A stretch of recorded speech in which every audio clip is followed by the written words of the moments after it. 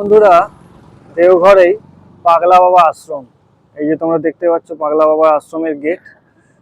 এই পাগলা বাবা আশ্রমে তোমাদের যদি আসতে ইচ্ছে হয় তাহলে তোমাদের আসতে হবে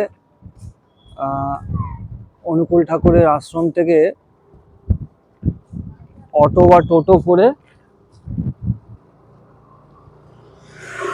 মানিকপুরের দিকে আসতে হবে। মানিকপুরে যেখানে ঠাকুরের বনভোজন হয়েছিল সেই সাইডের দিকে রাস্তা। এখানে এই দুটো জিনিস আছে, এই যে পাগলা বাবার মূর্তি দেখতে পাচ্ছ তোমরা,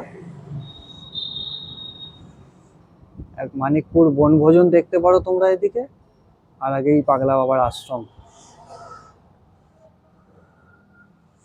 আশ্রমটা খুব বড় নয়, ছোটর ওপরেই, কিন্তু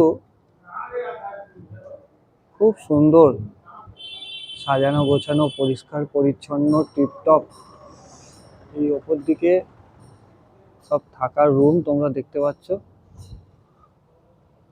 সব থাকার রুম। নিচেও এই যে সব গেট বন্ধ আছে, তালা মারা আছে, এগুলো সব থাকার জন্যে।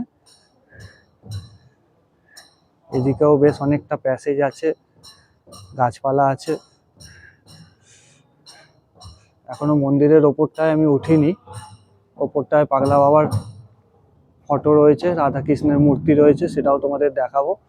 আগে সাইডগুলো দেখিয়ে দিই তোমাদেরকে। এই যে এদিকটাও অনেকটা এক্সট্রা প্যাসেজ আছে, গাছপালা আছে এদিকটায়।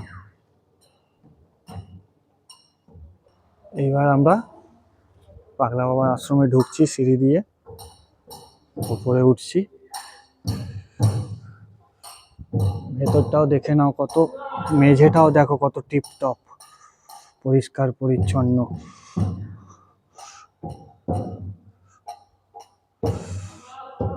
এখানে দুজন হারমোনিয়াম আর তবলা নিয়ে বসে আছে, দেখতে পাচ্ছ।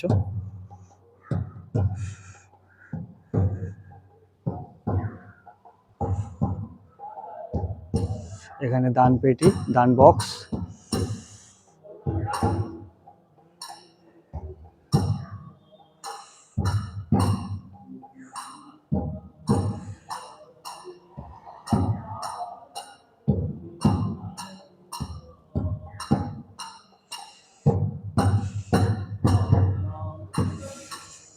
এবার এগিয়ে যাচ্ছি,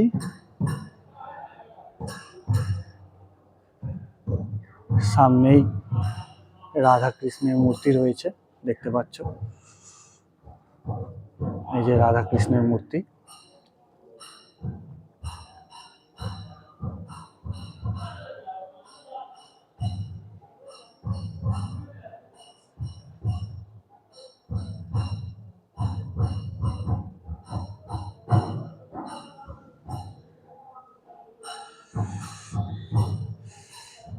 রাধা কৃষ্ণের মূর্তির পাশেই এই যে মেন পাগলা বাবার ফটো রয়েছে।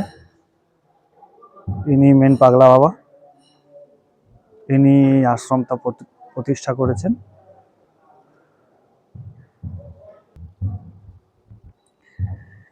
এইদিকেও দেখো কতটা প্যাসেজ রয়েছে, গাছপালা দিয়ে ঘেরা, সুন্দর করে পরিবেশ তৈরি।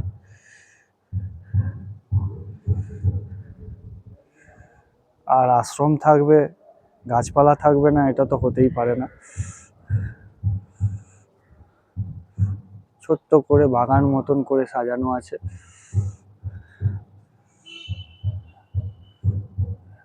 দেখে তো মনে হচ্ছে মেনটেনেন্স করা হয় সুন্দরভাবে। এই হচ্ছে বেরোবার পথ। এখন আমি বেরিয়ে যাচ্ছি বাইরের দিকে।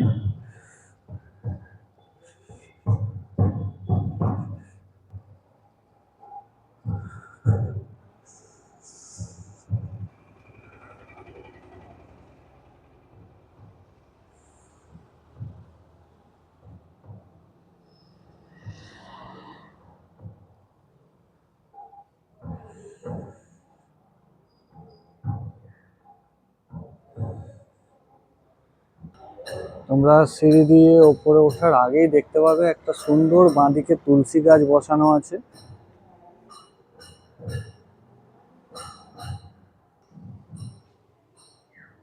বোর্ডটা তোমরা দেখে নাও, যদিও বোর্ডে হিন্দিতে লেখা আছে।